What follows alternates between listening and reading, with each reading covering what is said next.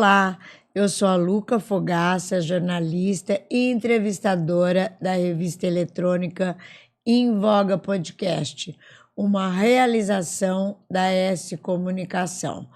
Hoje a nossa conversa vai ser maravilhosa. Eu vou aproveitar e vou fazer várias consultas online. Estou aqui com a doutora Valesca Garcia, médica endocrinologista. Tudo bem, doutora? Tudo bem, Luca. Bom dia a todos. Muito obrigada aí pelo seu convite e espero responder suas dúvidas. É um prazer ter você aqui. Você sabe que endocrinologia é uma especialidade da medicina que todo mundo tem muitas dúvidas, né? Não é verdade? É verdade. E que hoje em dia é uma loucura como as pessoas aprenderam que precisam ter um acompanhamento do médico endocrinologista para os mais diversos situações, né, digamos, de saúde. Porque a endocrinologia, ela é uma especialidade que ela abrange desde o bebê até a idade avançada, né? Então, como ela lida com todos os hormônios e a parte metabólica, então todo mundo um dia vai cair na mão de um endocrinologista. Porque antigamente o endocrinologista, quando se falava, era só para regime. Não é? Assim, a grande demanda diabetes, ainda né? é essa. É verdade. Hoje em dia, a obesidade, que virou uma pandemia, né? Ela é o grande foco, porque às vezes o paciente vai lá para ver o peso, que é o que incomoda, e a gente acaba vendo essa parte metabólica e aí descobre algumas alterações importantes. Exemplo, ou alteração de glicemia, ou alteração de colesterol, gordura no fígado, que é a chamada esteatose, que mais? Alterações hormonais, tireoide, etc., né? Coisas importantes, né? Que pode atrapalhar no peso. Claro, todas as alterações hormonais, elas podem influenciar o peso, né? Você acha que aumentou muito o número de obesos? Aumentou bastante. E, consequentemente, a demanda de outras doenças aumentaram também. Por exemplo, a gente sabe que hoje a obesidade ela está intimamente relacionada com o aumento de casos de diabetes. Tanto é que nós temos assim, dois grandes grupos de diabetes: diabéticos tipo 1, que é aquele que tem a deficiência de insulina, que é mais comum em crianças, e a de grande volume, que é 80% da população, que é o diabetes tipo 2. Esse tipo 2 é que está relacionado direto com a obesidade. Então, a gente sabe que esse aumento, né, do número de diabéticos também, inclusive acometendo crianças que antes só tinha diabetes tipo 1, né? Então, a obesidade hoje, Mas você acha que essas diabetes, elas são por alimentação? Ou é outra coisa? Não, o diabetes, na verdade, ela é uma alteração hormonal. O principal hormônio que leva ao diabetes está relacionado com a insulina. Então, no diabético tipo 1, é aquele que ele não produz, né? Então, a glândula que é responsável pela produção de insulina é o pâncreas, né? Um órgão que é o pâncreas. Quando você não tem produção de nada desde o começo, é o que a gente chama de diabetes tipo 1.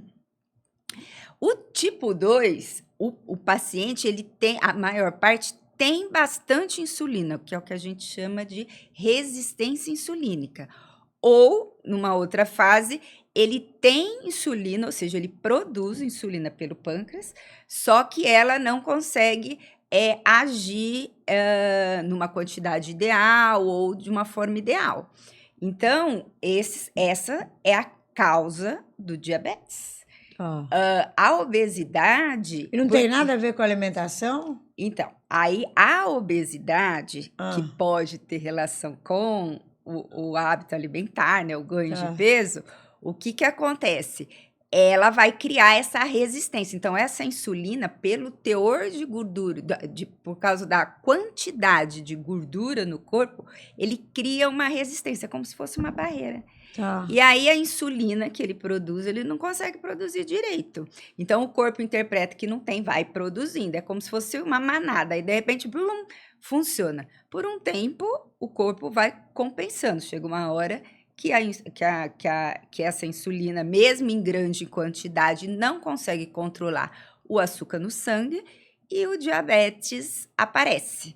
Então, assim, a alimentação, ela vai ter qual enfoque no diabetes? Primeiro, no ganho de peso. E segundo, dependendo do tipo de alimento, né, da escolha alimentar do indivíduo, você vai ter o impacto nessa oscilação do açúcar. Então, por exemplo, se você come muito açúcar, né, porque todo mundo liga Ah, o diabetes, né, é. só com o doce, Eu, como digamos assim. leiga, só achava É, isso. só o doce. Então, o que acontece? Ele come um doce, como a absorção é rápida, a energia é vazia, esse açúcar já é absorvido muito rápido para a circulação. Como a insulina, que é o hormônio responsável por tirar esse açúcar do sangue e alimentar você, digamos assim, por dentro da célula, Ah. se é que vocês estão me entendendo, o que que acontece? Ele não consegue. Então aí o açúcar fica lá, entendeu? Fica no sangue, por isso que o sangue fica doce. E então, depende, então o alimento ele vai ter impacto na taxa do açúcar por causa da liberação do açúcar do alimento que você comeu, né? Mas a causa do diabetes está relacionado com o hormônio principal, é a Quer insulina. dizer que se você cuidar do hormônio insulina, você pode ter uma alimentação regrada e normal. É óbvio que vai ser um conjunto, né? É. Tudo. Então, o hábito alimentar ele tem que ser melhor, porque hoje a gente vamos supor que a pessoa já tem diabetes. Então, o que que acontece? Hoje, os tratamentos que existem, os medicamentos que existem para diabetes, e hoje nós evoluímos muito nisso, ele acaba melhorando o funcionamento dessa insulina, né? Ela funciona melhor. Então, Consequentemente, melhorando a qualidade de vida. porque aí você tem tipo assim, Você pode um pouquinho mais de coisa. mas você tem que controlar, né? Tá. O grande problema do diabetes que a gente fala, que às vezes as pessoas falam assim: ah, meu diabetes na hora eu acordo em jejum, tá lá, 120. Ai, tá super controlado, tá 100, né? Tá ótimo, doutor. Só que conforme as escolhas, às vezes, que faz, ou, né, o tratamento que tá Depois do fazendo, almoço, vai lá para cima. na hora que come, ela às vezes sobe. Então, como não pica toda hora, então a gente não evidencia. E o grande problema do diabetes é o que a gente chama que é a variabilidade do açúcar, esse negócio do sobe e desce, montanha-russa, sobe e desce, sobe e desce. Então, quanto mais estável fica essa curva de glicemia, menos deletério pro organismo, digamos assim, né? Tá. E quando a gente fala em açúcar, o carboidrato também se transforma em açúcar, não é? Sim, o carboidrato é o principal fornecedor de açúcar, digamos assim, né? Então, Não basta só tirar o doce, né?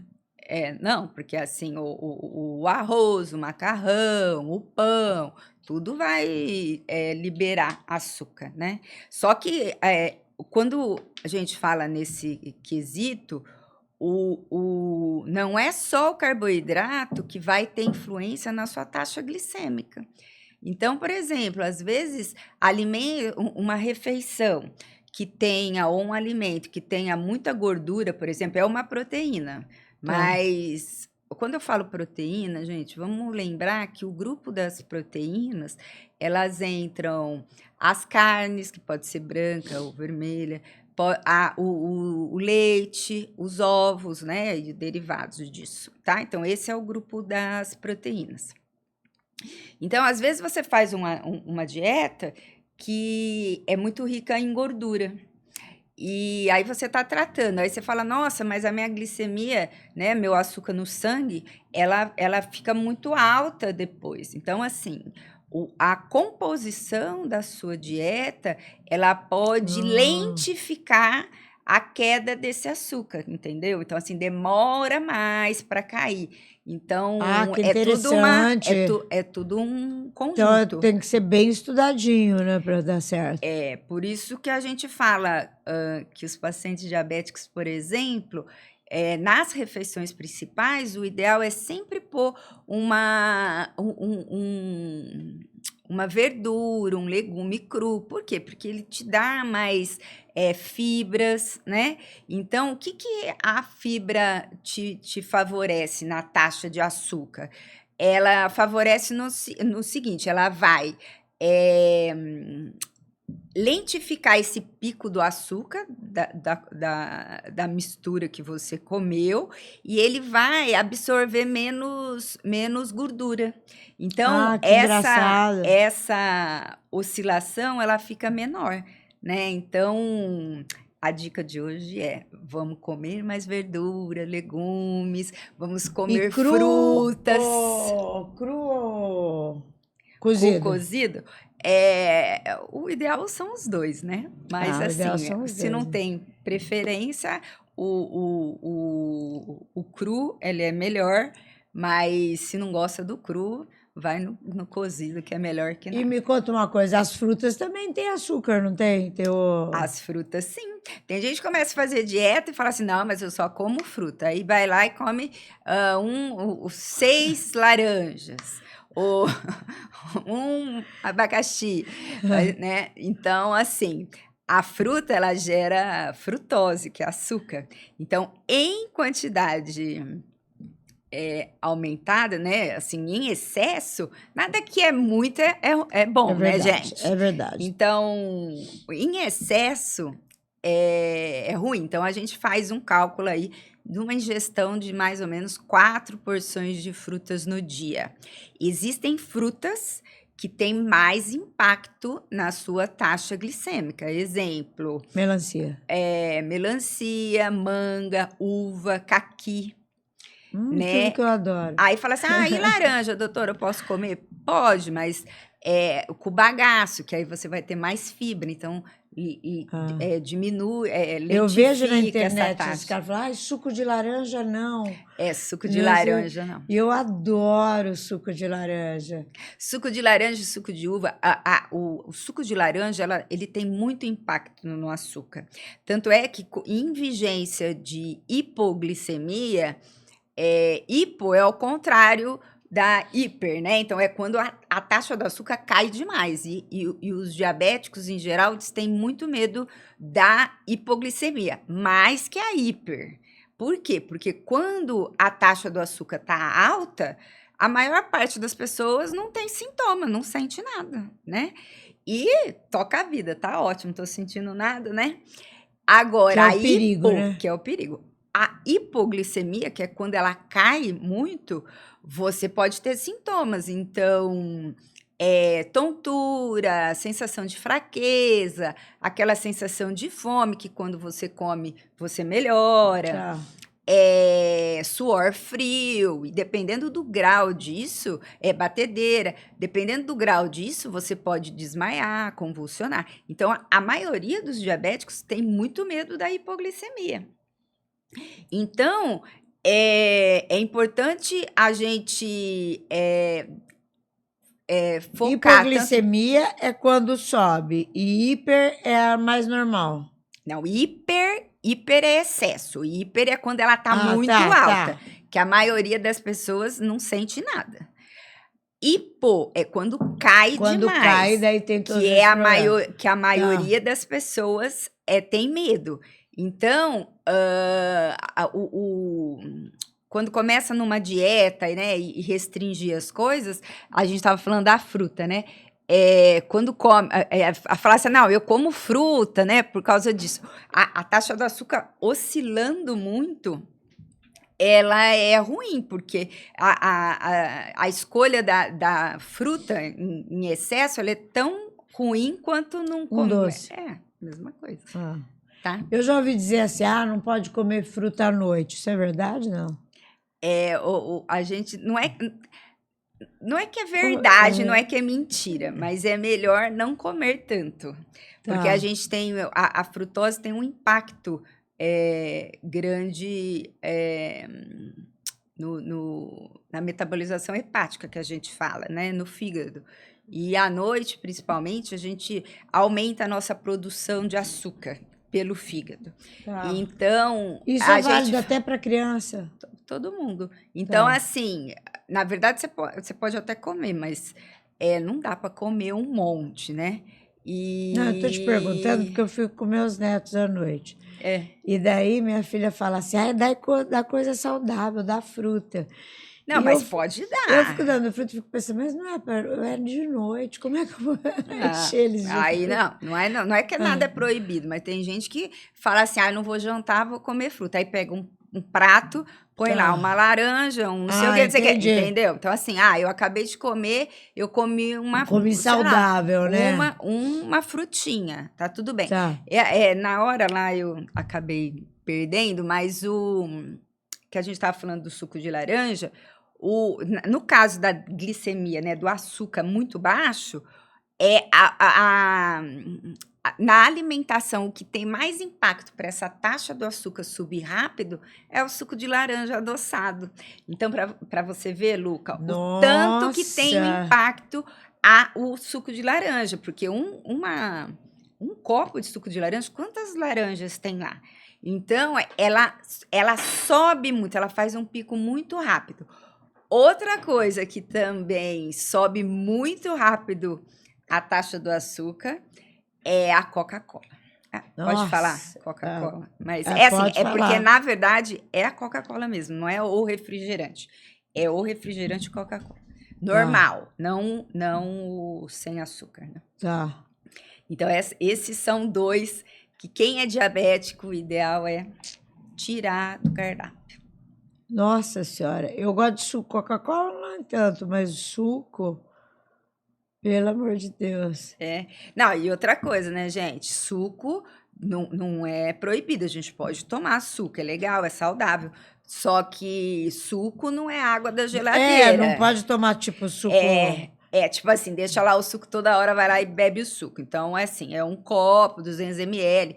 Sucos com menor impacto glicêmico, digamos assim, são melhores. Então, lá, suco de maracujá, suco de limão com abacaxi, suco de framboesa, suco de limão, né? Isso é legal. Suco de laranja não é que nunca, mas você já sabe que se você for diabético, você tem um impacto grande na glicemia, né? E refrigerantes, a ideia é diminuir o máximo possível o consumo. Nossa, o refrigerante, acho que todo mundo já tem essa consciência, né? Porque daí quando a gente fala disso, é por causa do impacto no peso, né? Né? Aumenta muito, né? Você Circunferência abdominal. Na minha família, todo mundo era diabético. Minha mãe não era, mas meu pai, meus irmãos, tudo. E eu acho que eu puxei minha mãe, porque até agora... Mas eu dou uma já controlei mais, agora estou meio relaxada, mas eu dava uma controladinha, assim, sabe, come um doce, come um pouquinho depois do almoço, né? Não vai comer desesperadamente. Eu sou da seguinte, eu não, né? Nas diretrizes, em geral, a gente tem que entender que nada é proibido. O que a gente tem que ter de ideia é que o número de calorias, as coisas têm que caber no seu dia. Então, existem alguns modismos, por exemplo, eu quero perder peso, vou fazer jejum intermitente. É legal o jejum intermitente? É legal. Existem indicações. Só que tem pessoas que fazem o o jejum, só que na janela da alimentação, que a gente chama, que é o período Ah, que que pode pode comer, comer? aí o número de Come um caloria monte de... ingerida é muito grande. Então, assim, não adiantou Não nada o adiantou jejum. nada. Então, toda a estratégia ou a abordagem que se faz para a perda de peso na mudança alimentar, você tem que entender que você tem que respeitar as suas preferências, as A suas sua dificuldades, rotina. né? Então, ela tem que caber no seu dia, porque os extremismos você não consegue a longo prazo. E obesidade, gente, isso vocês têm que prestar atenção. Obesidade é uma doença crônica, né? É uma É uma doença doença crônica. crônica. Então, não é uma questão de bonito ou feio, é uma doença. Então, desde o momento em que se detecta que você entra no critério de obesidade, você tem que estar sempre seguindo. Você sabe, Luca, qual que é a maior queixa das pessoas que começam a fazer tratamentos para perda de peso e aí, né, perde peso e depois volta? Ah, Você tem uma ideia de qual que é a principal queixa deles depois de um tempo? mas engordei tudo de novo. Engordei tudo de novo. Por que que isso acontece? Então, quando a gente vai avaliar um paciente em relação ao peso, a parte metabólica, então a gente tem que valorizar o peso máximo que a pessoa chegou. Tá. Então, a gente cria uma memória Eu metabólica vi você desse falando peso. disso na internet. É. Isso é muito importante. Isso aí vem lá do tempo das cavernas, gente. Quando você adquire um peso não de gestação, o seu corpo, ele grava que esse Ele é o seu acha que peso de aquele é o sal. preço ideal. Então, quando você vem criando estratégias para perder peso, com dieta, então vamos supor aqui, né, um elastiquinho a gente fala, com mudança de hábito alimentar, com atividade física regular, que são os pilares do tratamento de diabetes, e medicação, que hoje em dia nós temos Ah, medicamentos para tratar obesidade respaldados na ciência, seguros, desde que com orientação, né, gente? Então, quando você chega no peso que você quer, não dá para soltar todos os elastiquinhos. Você tem que ter entendi. um para te segurar nesse peso. Ou você vai aumentar a atividade física, ou você vai ficar atento no seu hábito alimentar. Você estava usando medicação, tirou medicação, mas assim, eu tenho que tomar remédio pro resto da vida, né? Para a obesidade. Às vezes não, mas eu perdi o peso, aí eu fiquei um tempo, aí eu vi que eu tô ganhando. Então será que não é hora de retomar? Agora, não dá para largar todas as cordinhas, Entendi. porque o reganho de peso vai acontecer. É o efeito sanfona, né, que O eles falam. efeito sanfona. E antes, esse efeito sanfona, ele era, a gente fala que era, como chama?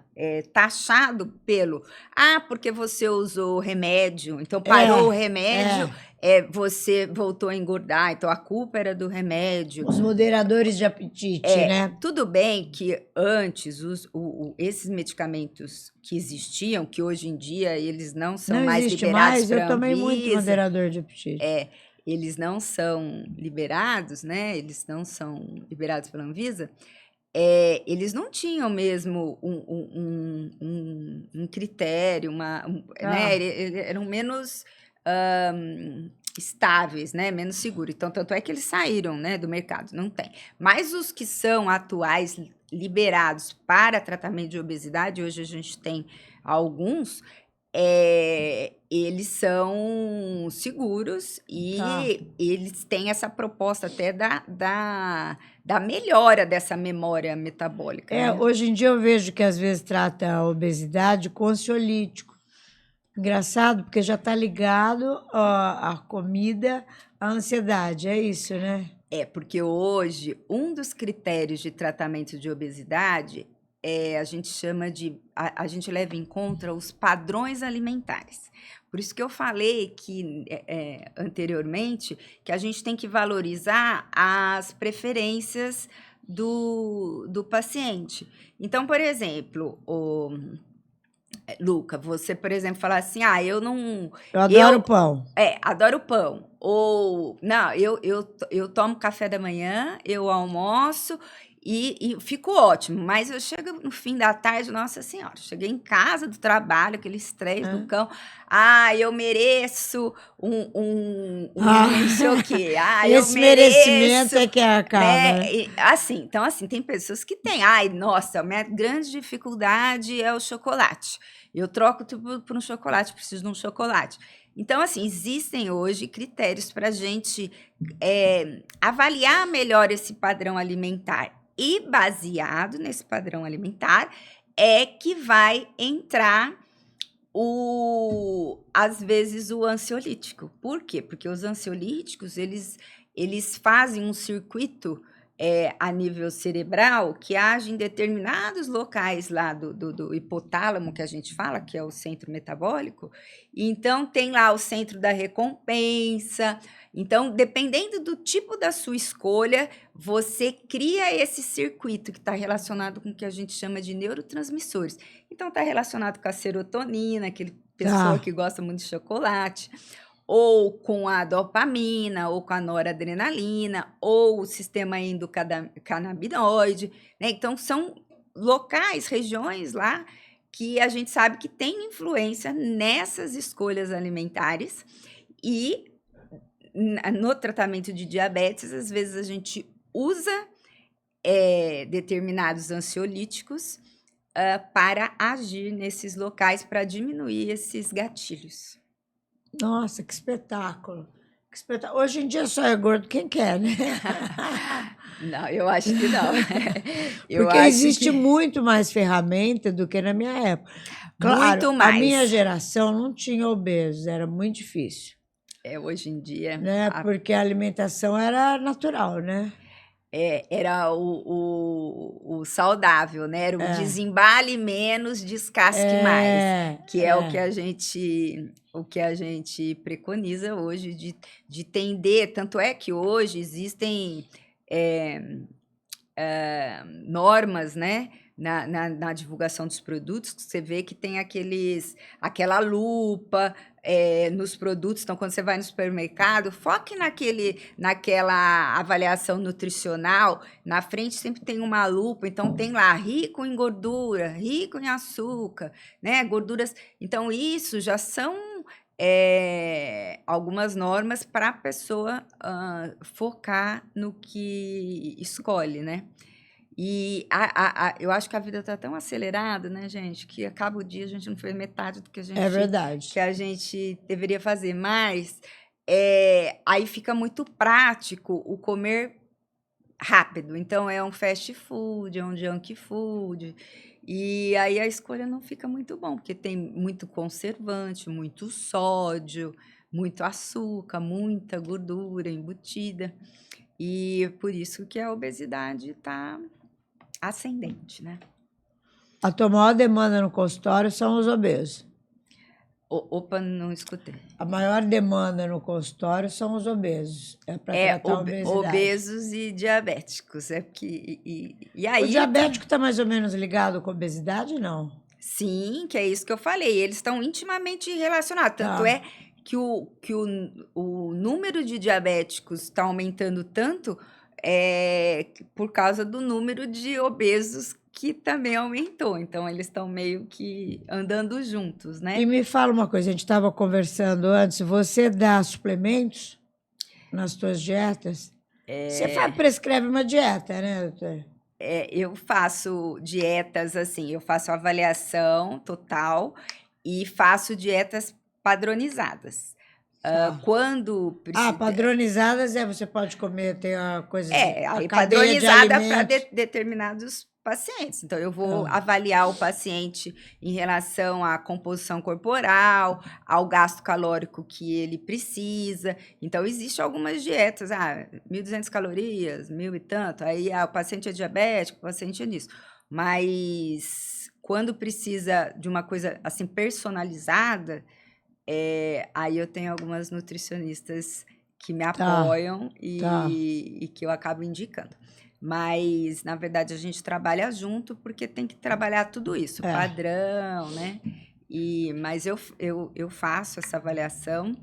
E em relação aos suplementos que você perguntou, vai muito da ingesta. Por quê? Suplemento, o nome já fala, é suplementar o que você não consegue com uma dieta regular. Então, doutora, eu faço atividade física, eu preciso de suplemento? Depende da sua atividade física, da sua frequência de atividade física e da sua potência de atividade física, né? Porque tem gente que vai lá e rala, tem gente que vai lá e, né, vai na academia. Conversa. Então, aí tem tudo isso. Então, aí, doutora, eu não consumo, eu não gosto, eu, por exemplo, sou vegetariano ou sou vegano, eu não consumo muita proteína, né? Aí depende dessa avaliação nutricional que a gente faz. Então, baseado nisso, às vezes você tem que fazer a suplementação para suprir essa necessidade. Doutora, eu quero, eu tô lá malhando, mas eu quero ganhar mais massa, tal. Mais massa muscular, que quando faz atividade física, a maioria que é isso, né? Ficar com o corpo mais definido. Então, mas o definido quer dizer que tem que ganhar mais massa? Às vezes não. Por isso que a composição corporal é importante, a avaliação. Porque às vezes você tem uma massa magra legal, quando eu falo massa magra, está relacionado com músculo e osso, tá, gente? Então, a massa magra é legal, só que ela está toda encapada ou incrustada com gordura. Então, quando você acaba fazendo uma atividade física de impacto, mudança de hábito alimentar, às vezes você vem reduzindo essa massa gorda e a massa magra que já estava numa quantidade boa, ela aparece, né? É óbvio que não vai aparecer em 1 mês, 2 meses. Então, a atividade física é crônica, ela tem que ser... como chama? Um hábito... Uma rotina. Uma rotina, né? É igual escovar dente, gente. Tem que ser, né?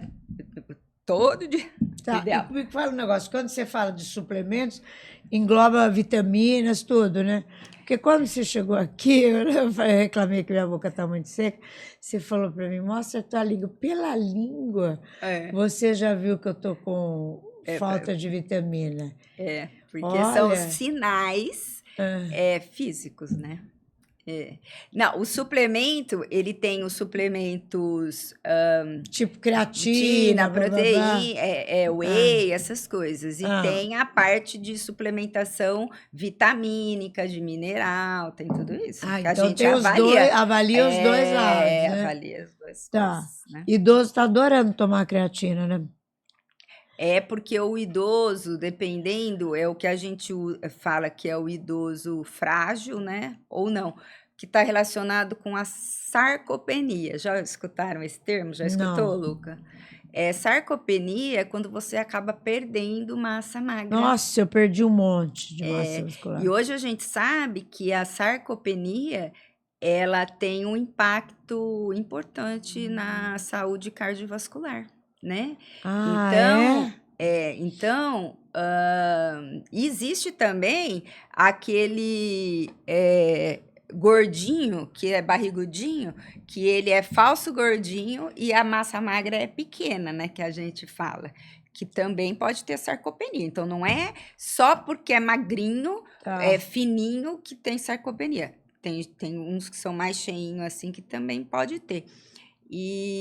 Então, nos idosos, a gente tem, principalmente nessa faixa etária, a gente tem que avaliar bastante essa questão da massa muscular, porque a gente tem que atuar para ele não perder muito, para não aumentar risco De coração. cardiovascular.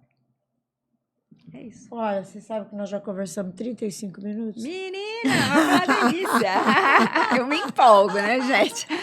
Não, e eu quero saber tudo também, né? Porque é muito interessante, né? Essa especialidade é muito boa, porque é infinito o tanto de pergunta e conversa que a gente pode Não ter. é verdade. Não é? Eu queria te perguntar mais milhões de coisas, É. mas fica para a próxima. Então tá bom. E vocês que estão aí, se vocês tiverem alguma dúvida, algum comentário, vocês me seguem lá nas minhas redes sociais e perguntam as que eu terei prazer em responder. Eu vou colocar tudo na legenda, tuas redes sociais, telefone e tudo. Então tá Eu joia. adorei, viu?